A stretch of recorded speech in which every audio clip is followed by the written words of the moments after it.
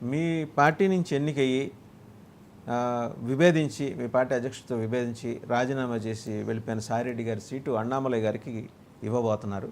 So మొన్నటిదాకా ఏంటంటే ఆయన ప్రయత్నం చేసుకున్నారు, కానీ ఆర్ఎస్ఎస్ నుంచి ఆయనకి పూర్తిగా ఇంకా పరిపూర్ణమైన మద్దతు రాకపోవడంతో కొన్నాళ్ళు వేచి చూద్దామనే ధోరణిలో.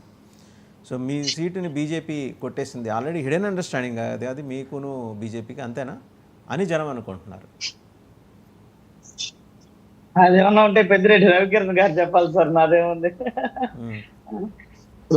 ఇవన్నీ ఆ విషయాలన్నీ వాసుదేవన్ గారు చెప్తున్నారు. ఆయన మరి చాలా సోర్సెస్ తో సమాచారం చూడండి, మీరు అడగండి, మీరు మీ తమిళనాడు బీజేపీ కౌంటర్ పార్ట్స్ అడగండి, వాళ్ళు చెప్తారు. వాళ్ళ సరుకు అంగళ్ళ తిరుగుతుంటే వాళ్ళు మాట్లాడుకుంటుంది.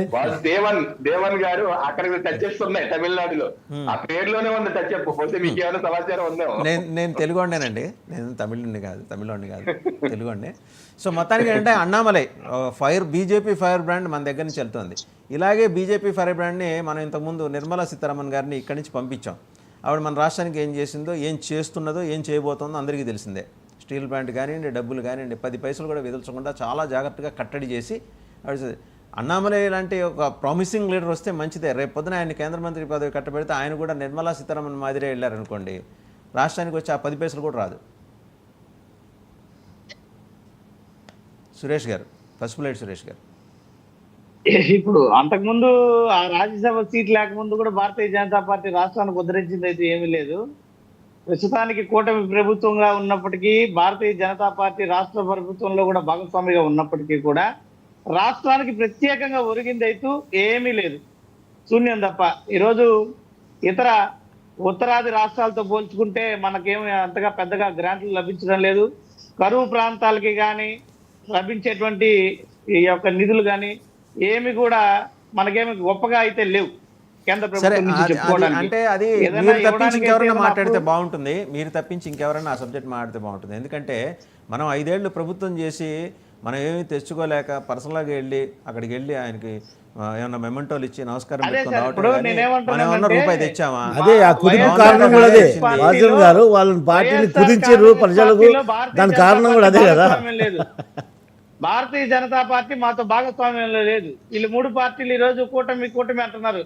ప్రభుత్వం తెలుగుదేశం ప్రభుత్వం కాదు, జనసేన ప్రభుత్వం కాదు, భారతీయ జనతా పార్టీ ప్రభుత్వం కాదు, కూటమి ప్రభుత్వం. మరి 3 పార్టీలు కలిస్తే బలం ఎక్కువ కావాలి కదా రాష్ట్రానికి. ఇంకా మంగళవారం రోజు అప్పులు ఎందుకు అవుతున్నాయి? 3 పార్టీలు ఉండి, కేంద్రంలో అధికారంలో ఉండి, రాష్ట్రంలో అధికారంలో ఉండి, ఈ రోజు మంగళవారం అప్పు రాష్ట్రంగా దేశంలో పేరు తెచ్చుకున్నారు.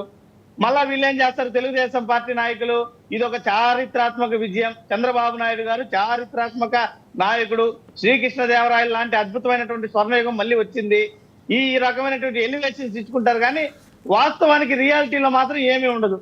అదేదో సినిమాలో ఉన్నట్టు పబ్లిసిటీ పీక్ అన్నట్టు ఈడ వాస్తవానికి ఏమీ లేదు. ఈరోజు 3 పార్టీలు ఉన్నాయి, 3 పార్టీల మీద ఎంతో ఆశలు పెట్టుకొని జగన్మోహన్ రెడ్డి గారి కన్నా అద్భుతమైనటువంటి సంక్షేమము, అభివృద్ధి రాష్ట్రానికి లభిస్తుంది అనుకున్నారు. తీరా బొక్కబొరలా పడినటువంటి పరిస్థితి ఆంధ్ర రాష్ట్ర ప్రజలు. ఈ రోజు కూడా 11 నెలల కాలం ముగి వస్తాం అంటే కూడా అప్పులు పెరిగిపోతున్నాయి క్రమేపీ, సంక్షేమము లేదు, అభివృద్ధి లేదు. మళ్ళా ఇదేదో అమరావతి భూసేకరణ అంటున్నారు. ఇప్పటికే 2014లో తీసుకొచ్చినటువంటి ఈ యొక్క ఆటం బాంబును పేల్చుకొని రైతులు, భూములు ఇచ్చిన వాళ్ళు కుయ్యో మొర్రో నేర్చుకుంటున్నారు, పట్టించుకునేటువంటి నాదుడు లేకుండా. ఇప్పుడు మళ్ళా భూసేకరణ చేసుకొని మొన్నటికి మొన్న సేకరించినటువంటి భూములు, అసైన్డ్ భూములు అన్నింటినీ కూడా రెగ్యులరైజ్ చేసుకోవడానికి ఒక చట్టం తీసుకొచ్చారు, జీవో తీసుకొచ్చారు. ఏదైతే భూములు ఇచ్చిన రైతులు ఏడ్చినారని చెప్పేసి ఎవరు వాళ్ళకం వాళ్ళు ఏడ్చినారు? వాళ్ళకం కదా కదా.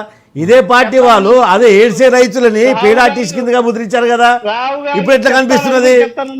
ఇప్పుడు ఎట్లా కనపడుతుంది? వాళ్ళు ఇప్పుడు ఏడ్చే రైతులు కనిపిస్తున్నారు, ఇప్పుడు ఉద్యమం చేసే రైతులు కనిపిస్తున్నారు, బాధపడే రైతులు కనిపిస్తున్నారు. మీరు అధికారంలో ఉన్నప్పుడు వాళ్ళు పీడాటిస్ట్ కింద పరిగణించారు కదా, వాళ్ళ లాఠీలు పెట్టి కొట్టించారు కదా మీరు. ఇప్పుడు రాబోయే రోజు ఇప్పుడు ఆల్రెడీ ఏడుస్తున్నారు అన్నదాత సుఖీభావ